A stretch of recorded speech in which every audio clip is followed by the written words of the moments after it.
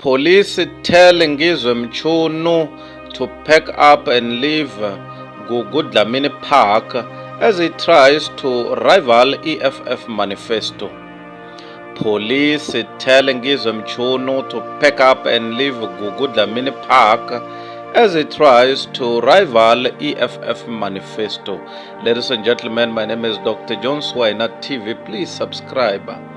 Police in KwaZulu-Natal have told the former radio personality Ngizwe Mchunu to pack and leave the Dlamini Park, where he intended to host a cultural event to rival the EFF's election manifesto. It is alleged the police told him his event was not approved. In a brief interview with the media, Mchunu accused Malema of sabotaging his event, the amidst festival. Mchunu has been at loggerheads with the EFF leadership and leader Julius Malema since last year, when he made tribalistic comments stating he, as the fictitious president of the Bincha nation, will not allow the Red Berets to launch their manifesto in Durban. He also threatened to stop Malema from launching his manifesto at the stadium. EFF Manifesto launch energizes Durban. Members rally in red as free sanitary pads dished out ahead of Julius Malema's address. This is another Hlanhla stunt. EFF dismisses allegations of assault against Ngizwe Mchunu. Ex-broadcaster Ngizwe says more than 30,000 people will be at his Maskandi Carnival event down the road from EFF Shindig.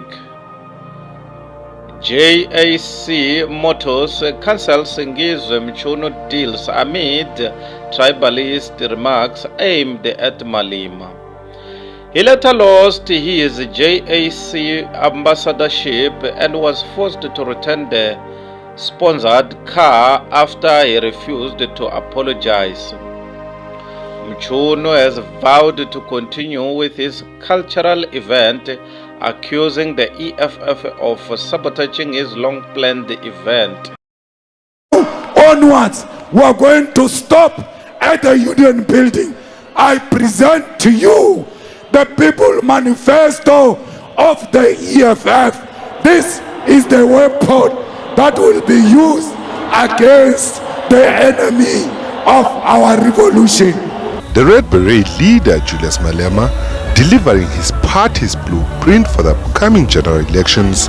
Addressing party members, Malema says in the past 3 decades, nothing has changed for ordinary South Africans. 30 years ago, in 1994, the wealth of the country was concentrated in the hands of white majority.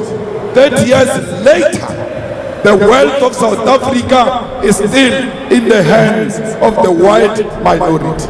30 years ago in 1994, more than 90% of informal settlement dwellers, abahlali basemjondolo, were black Africans. And 30 years later, today, informal settlement dwellers still look like me and you. There are no white people in informal settlement. The EFF leader vowed to increase, amongst others, the social grants to 4,180 rands monthly, while the party will also introduce graduate funds. Comrades, we are going to increase social grants. We want Abu Gogo and Abu Mkulu to get 4,180 per month. We want veterans to get 4,220 per month.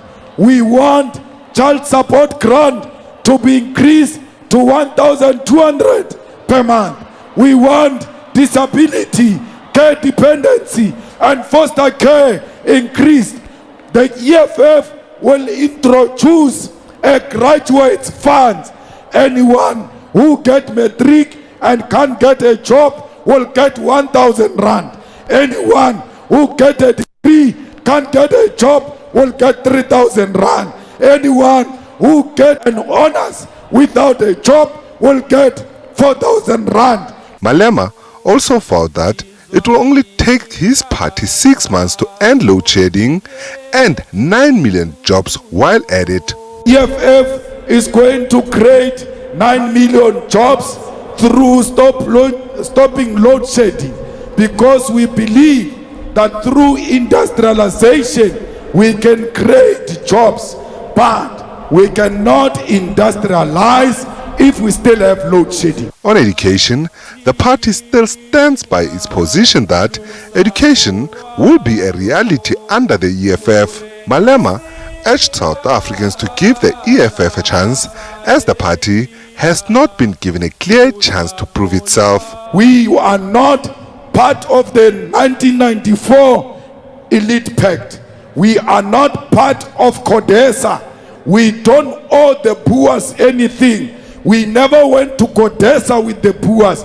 We are a new generation with our own challenges. And therefore, when we say now, we must not apologize, because we never promised white people that we'll never take the land.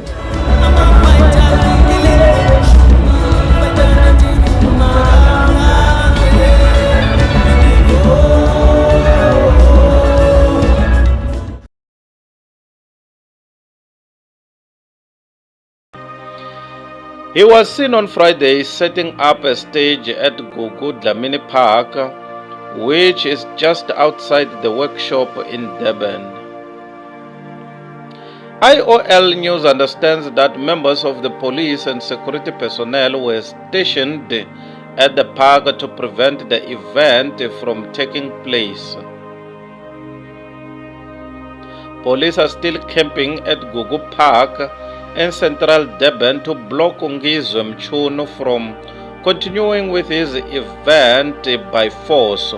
Mchunu has vowed to continue with his Maskandi Carnival event despite police order that the event was not approved. IOL News has approached several KZN SAPS spokespeople for comment, but they have yet to respond. Former member of the EFF in the province, Vusi Khoza, led a counter-campaign against the party's manifesto launch at the stadium. Khoza, who was fired from the party for failing to hire buses for the EFF's 10th anniversary celebration in Soweto, Gauteng last year, called on people to attend Mchunu's event instead of the EFF Manifesto. Someone commented and said, "Guys, please go check up on Ngizwe Mchunu. I think he might be dead, because he said Moses Mabhida will be empty unless he's dead. Rest in peace, Bandla. Yo, such bad news in the morning." A strong crowd of Red Beret supporters from KZN had filled the 50,000-seater stadium. Ladies and gentlemen, my name is Dr. John Swaina TV. Please subscribe. Bye for now till we meet again next time. Subscribe.